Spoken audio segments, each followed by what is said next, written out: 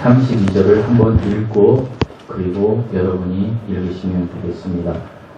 그러므로 예수께서 자기를 믿은 유대인들에게 이르시되 너희가 내 말에 거하면 참으로 내 제자가 되고 진리를 알지니 진리가 너희를 자유롭게 하리라. 그러므로 예수께서 자기를 믿은 유대인들에게 이르시되 너희가 내 말에 거하면 참으로 내 제자가 되고 진리를 알지니 진리가 너희를 자유롭게 하리라. 아멘. 잠시 기도하시겠습니다. 사랑이 많으신 아버지 하나님, 오늘도 이렇게 좋은 날, 복된 날 저희들을 예배자의 자리에 서게 하시니 감사합니다. 하나님 일찍이 저희를 구원하시고 그 고귀한 피로 저희를 사셨는데 저희가 그리스도인답게 살지 못하고 아버지 하나님 세상에 살다 보니 마음속에 근심이 가득한 채 살았을 때가 많았음을 고백합니다. 이 시간을 통하여 아버지 하나님 우리의 근심과 염려가 소망과 희망으로 바뀌는 놀라운 은혜가 저희 각자에게 임하게 하여 주시옵소서. 이 땅에 살면서도 저희들이 하나님의 나라를 경험하며 늘 하나님의 임재 속으로 들어갈 수 있는 그 은혜가 시간 우리에게 임하게 하여 주시옵소서. 아버지 너무나 부족하고 나약한 자가 하나님의 말씀을 들고 단위에 섰습니다.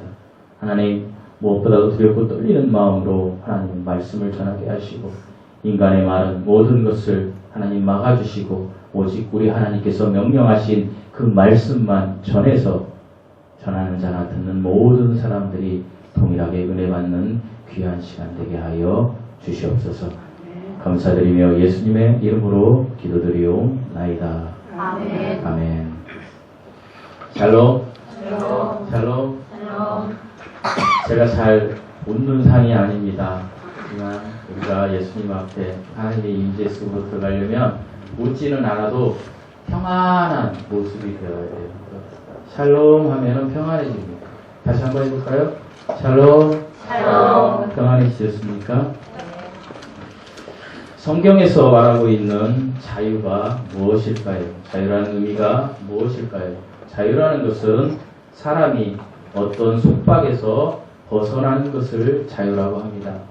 특별히 성경에서 말하는 자유는 인간이 죄에서 벗어나는 것, 죄의 속박에서 벗어나는 것을 말하고 있습니다. 그렇다면 우리가 왜 죄의 속박에서 벗어나야 합니까? 이것은 인류의 조상인 아담이 죄의 속박을 받아서 죄의 종이 되었기 때문입니다. 제가 늘 이야기하지만 아담은 하나님의 형상으로 지음을 받아서 영과 혼과 몸이 완벽하게 하나님의 형상으로 보존되었습니다. 그러나 그가 교만해져서 하나님과 같이 되려고 하였기 때문에 하나님께서 반드시 죽으리라고 했을 때에 죽은 영이 죽어버린 것입니다. 영이 무엇입니까? 하나님을 아는 기관입니다. 하나님을 아는 기관이 기능을 상실해버린 것입니다. 그러니까 하나님을 알 수가 없습니다. 제가 누차 얘기하지만 이 세상에 태어난 어떤 사람도 영이 거듭나지 않으면 하나님을 알 수가 없습니다. 반드시 영이 거듭나야만 한다라는 것입니다. 영이 거듭난다라는 것은 하나님을 알게 된다라는 것입니다. 하나님을 알게 되면 우리는 죄의 속박에서 이제 벗어나게 됩니다. 그것은 하나님의 형상을 회복했기 때문입니다. 이것이 우리 사람들에게 하나님께서 주신 진정한 자유입니다. 죄에서 벗어나는 것, 죄의 속박에서 벗어나는 것. 이것이 성경에서 말하는 자유이라는 것입니다. 일찍이 사람들은 제가 말씀드린 대로 아담의 후예들은 이제 태어나면서부터 하나님을 알 수 있는 존재가 아니었습니다. 이 세상에 어떤 사람도 태어나면서 나는 하나님을 알아요 라고 태어나는 사람은 없다라는 말씀입니다. 많은 사람들이 반드시 한번 경험해야 되는 일이 있는데 그것은 영이 거듭나야 합니다. 사단이 죄의 먹이로 우리에게 사망을 가져왔다라면 예수 그리스도께서는 이제 영생을 우리에게 주시려고 오신 것입니다. 갈라디아서 5장 1절에서는 이렇게 말씀하고 계십니다. 그리스도께서 우리로 자유케 하려고 자유를 주셨으니 그러므로 굳세게 서서 다시는 종의 멍에를 매지 말라. 자유를 우리 하나님, 우리 예수 그리스도께서 주셨다라는 이야기입니다. 그러니까 종의 멍에로 이제 살지 말라는 것입니다. 주님께서 우리로 자유케 하시려고 자신의 그 고귀한 피를 우리에게 다 주시고 우리의 죄값으로 다 지불해 버리셨다는 것입니다. 사랑하는 성도 여러분, 여러분은 예수 그리스도를 믿음으로 거듭나셨습니까? 거듭나셨습니까? 아멘. 그렇다면 여러분은 예수님께서 그 모든 죄값으로 지불한 속죄 제물의 주인공이 되신 것입니다. 여러분은 주인공이십니다. 가장 고귀하신 분들이시라는 것입니다. 그런데 아직도 우리 중에 예수 그리스도를 받아들이지 못한 분이 계신다라면 이 시간 예수 그리스도를 구세주로 영접하시기 바랍니다. 제가 늘 이야기합니다. 하나님께서 여러분을 너무나 사랑하셨습니다. 하나님께서 세상을 이처럼 사랑하셨으니 라고 할 때, 하나님이 세상을 할 때 세상에 이 모든 만물을 이야기할 때도 세상을 쓰지만 세상의 종족, 세상에 속한 인류를 이야기할 때도 쓴다라고 말씀드렸습니다. 여기에서 세상은 저와 여러분 그리고 이 지구상에 사는 모든 사람입니다. 하나님께서 모든 사람을 너무나 사랑하셔서 이처럼 사랑하셔서 독생자 예수 그리스도를 주셨으니 이는 그를 예수 그리스도를 믿는 자마다 멸망하지 않고 영생을 얻게 하십니다. 이것이 진정한 자유라는 것입니다. 그런데 오늘 본문에 보면 예수님께서 예수님을 믿은 사람들에게 다시 한번 이렇게 이야기하고 있습니다. 2절에 진리를 알지니 진리가 너희를 자유롭게 하리라. 1절에 보면 예수께서 자기를 믿은 유대인들에게 이르시되 이렇게 되어 있습니다. 예수님을 믿는다라고 고백을 하면서도 여전히 자유를 누리지 못하는 사람들에게 주님이 지금 말씀하고 계신 것입니다. 내가 진리이다. 요한복음 14장 6절에서 그렇게 말씀하시지 않았습니까? 내가 길이요 진리요 생명이다. 내가 진리라는 말씀이십니다. 내가 진리이니 내가 너의 모든 죄의 멍에를 대신해서 내가 십자가에 못 박혀 죽고 너의 죄의 삭을 다 지불했으니 이제 자유롭게 살아라 라고 주님이 저와 여러분에게 말씀하셨습니다. 그런데 여전히 우리는 자유롭게 살지 못합니다. 사랑하는 성도 여러분, 우리가 왜 자유롭게 살지 못할까요? 그것은 우리가 욕심이 있기 때문입니다. 우리가 세상의 변수를 너무나 사랑하기 때문입니다. 세상의 변수에는 무엇이 있습니까? 돈이 있습니다. 세상의 변수에는 무엇이 있습니까? 명예가 있습니다. 세상의 변수에는 무엇이 있습니까? 나의 가족, 나의 자녀가 있습니다. 그러나 정확히 알아야 됩니다. 세상의 변수는 일시적이라는 것입니다. 언젠가는 헤어질 것이라는 것입니다. 이것이 변수입니다. 하지만 하나님의 말씀, 그 우리 하나님은, 진리이신 하나님은 영원하시다는 것입니다.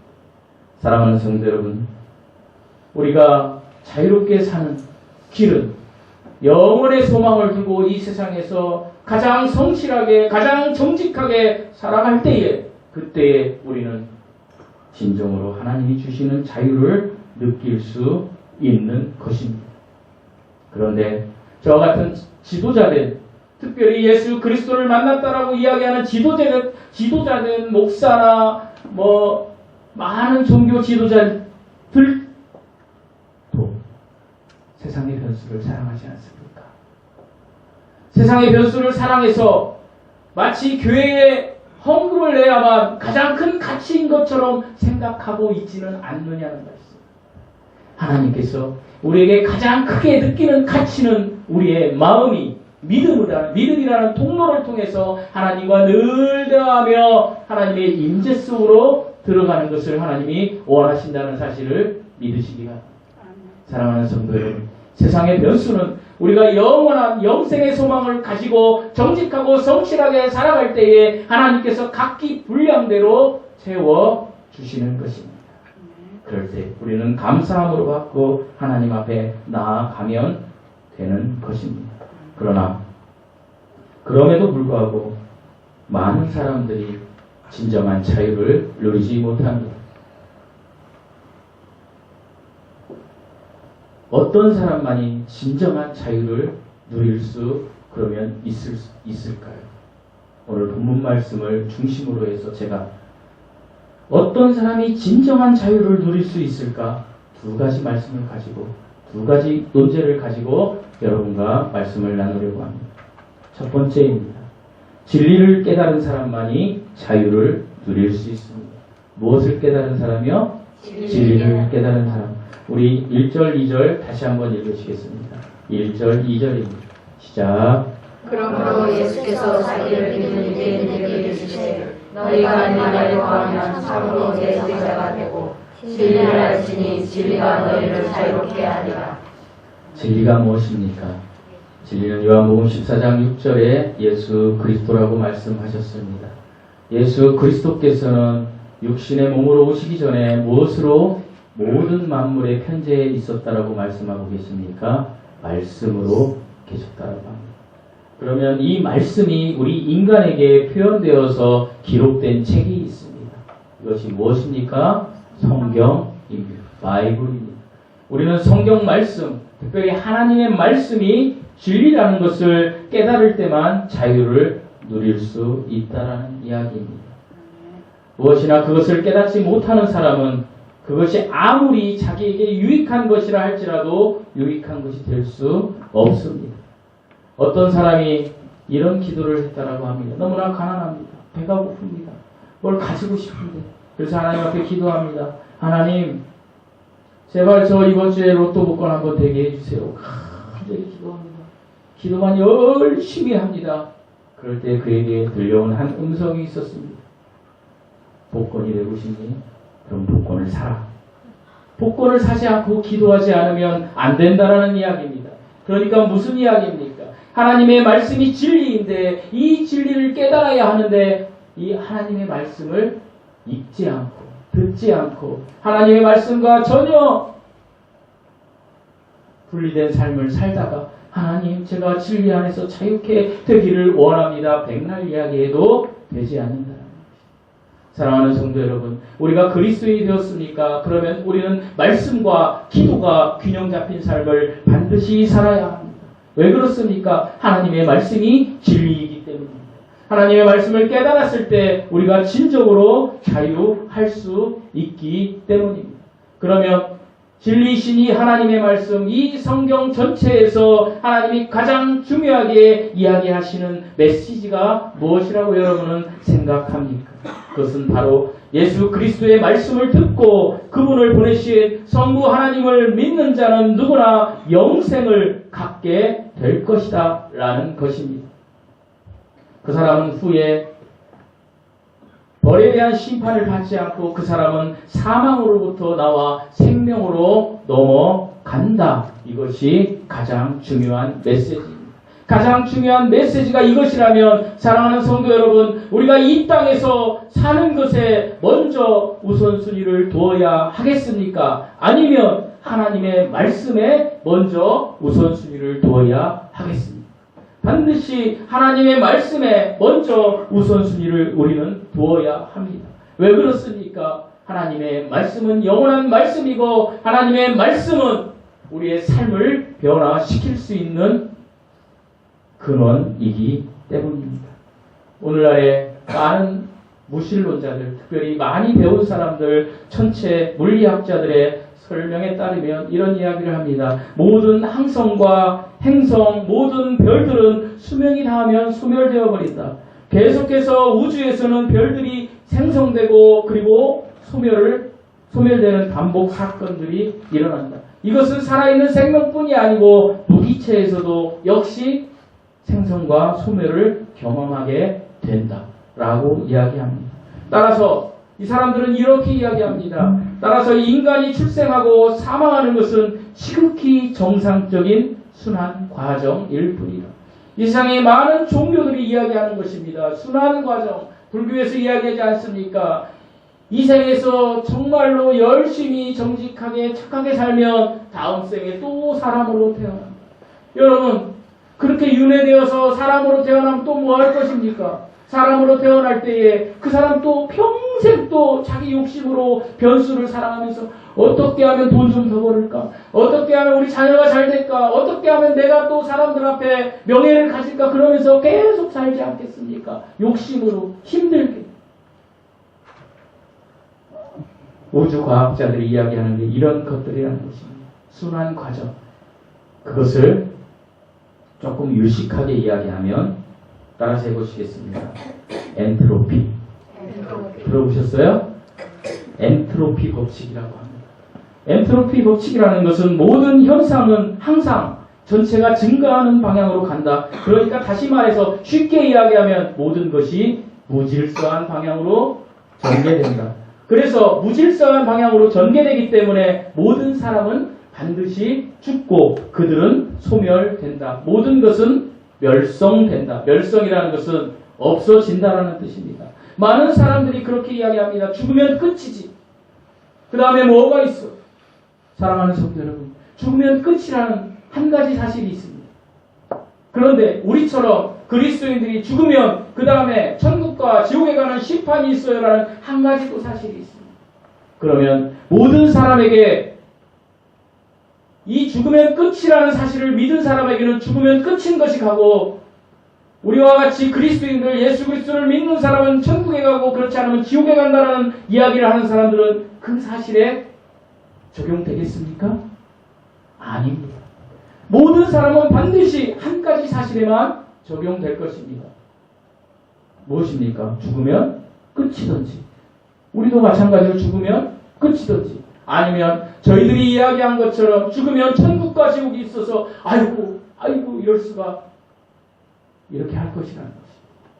그런데 세상의 법칙은 소멸된다라고 가리키며 더 이상 아무것도 없다라고 이야기합니다. 그러나 하나님의 말씀, 성경 말씀은 이렇게 이야기합니다.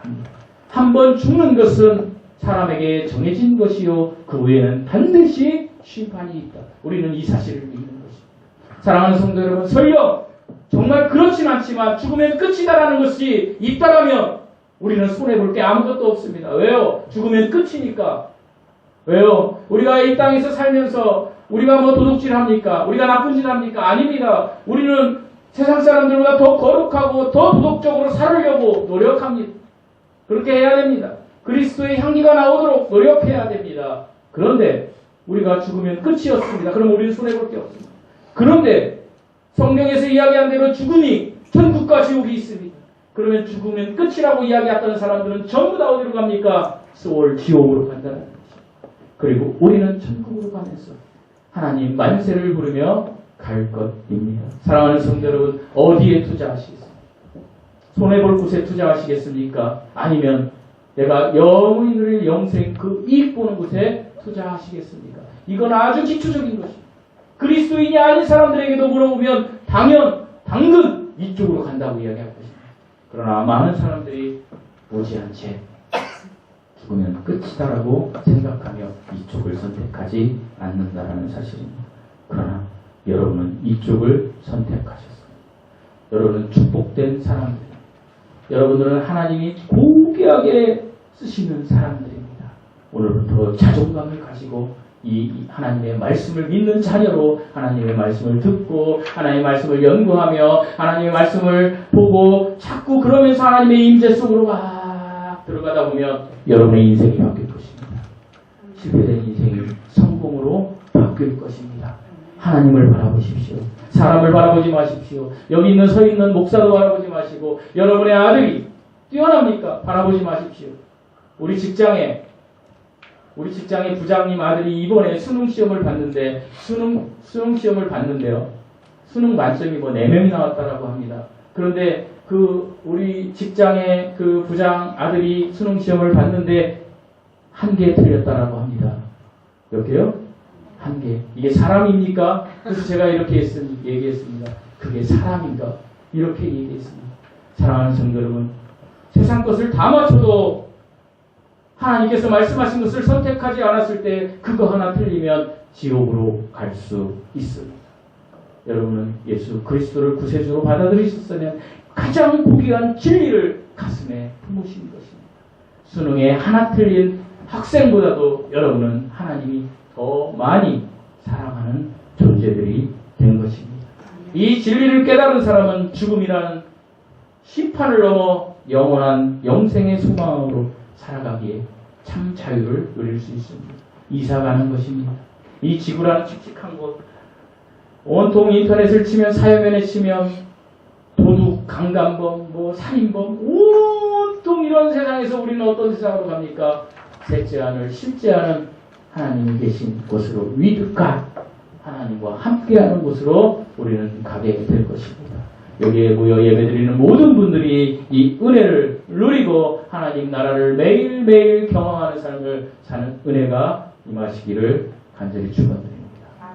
둘째로, 우리들이 진정한 자유를 누리려면 따라서 해보시겠습니다. 진리 안에 거해야 합니다.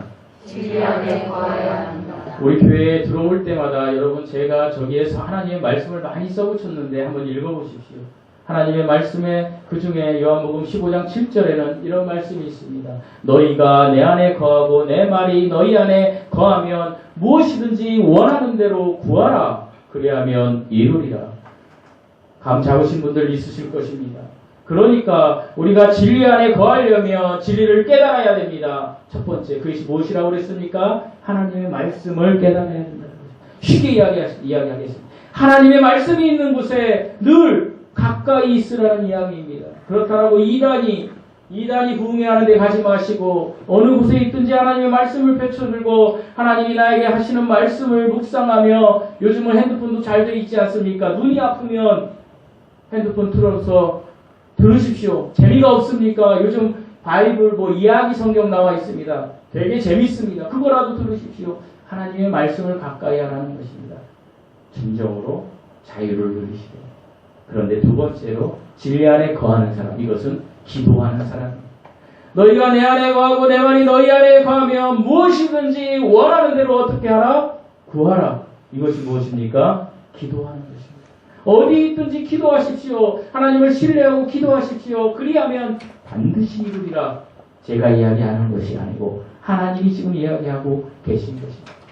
예수님은 너희가 내 말에 거하면 이라고 하셨습니다. 주님이 하신 내 말이란, 말씀은 그리스도의 말씀, 하나님의 말씀에 붙들린 상태를 이야기합니다. 제가 지난주에 회개가 무엇이라고 이야기했습니까? 내가 가던 길을 180도 하나님을 향하여 되돌리고 하나님의 임재 속으로 내가 붕덩 들어가는 것이 회개라고 말씀드렸습니다. 말씀과 기도로 하나님의 임재 속으로 들어가면 되는 것입니다. 그럴 때 우리는 참 자유를 누릴 수 있는 것입니다. 예수님이 하신 말씀 중에 내 말에 거하면, 이것이 헬라어로 말하면 메노라는 단어. 메노라는 단어는 남아있다, 머문다, 거주하다, 이런 뜻이 있습니다. 이 사람은 어떤 환경 속에 있다 한다 할지라도 하나님의 말씀을 떠나지 않고 기도하는 곳에 머무는 사람을 일컫는 것입니다. 그는 그의 하나님의 말씀 안에서 살아간다라는 뜻을 이야기한다는 것입니다. 이것이 구원받은 그리스도인의 삶의 근원입니다. 그리스도의 삶의 근원이 뭐라고요? 말씀과 기도하는 것입니다. 삶의 모든 것은 이 근원에 의하여 지탱이 됩니다.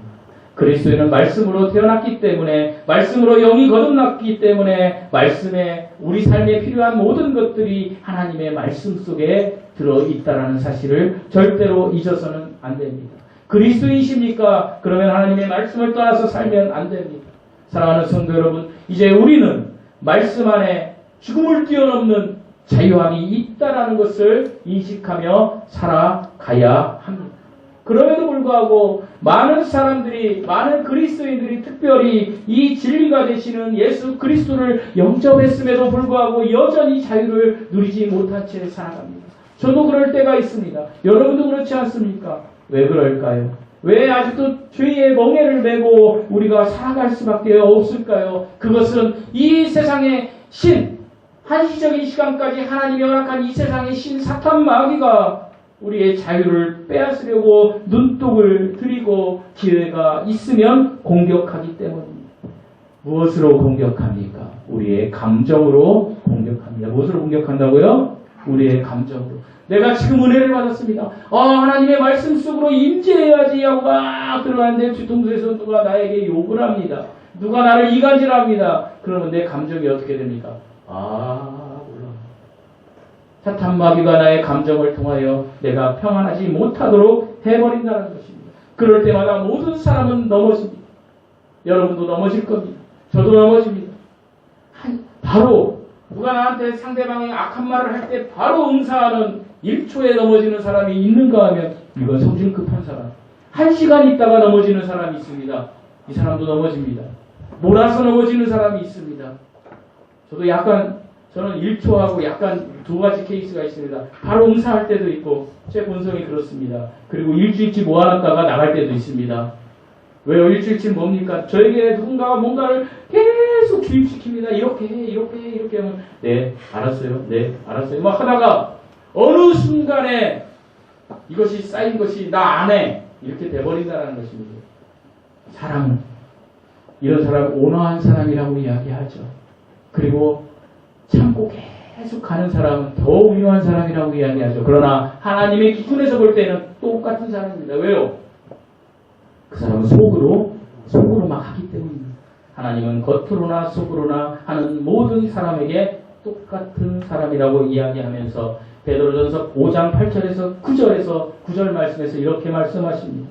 근신하라, 깨어라, 너희 대적 마귀가 우는 사자같이 두루다니며 삼킬 자를 찾나니 너희는 믿음을 굳게 하여 저를 대적하라. 삼킬 자를 뭐를 통해서 찾습니까? 우리의 감정을 부서뜨리며 우리의 감정을 변화시키며 우리의 감정을 공격하며 사탄 마귀가 우리를 넘어뜨린다라는 이야기입니다. 그럴 때에 하나님이 뭐라고 이야기하십니까? 너희는 믿음을 어떻게 하라? 굳게 하라. 믿음으로 대적하라는 것입니다. 믿음이 무엇입니까? 감정이 격해지면 내가 구원받은 사람인가? 이럴 때도 있습니다. 어떤 사람은 나는 구원의 확신이 있어요. 아멘, 할렐루야 막 이렇게 하다가 내 환경이 변하고 내 생활이 변하면 어느 순간 세상과 막 살다가 이렇게 생각합니다. 내가 구원받았나? 내가 구원의 확신이 있나? 여러분도 그럴 때가 있을 것입니다.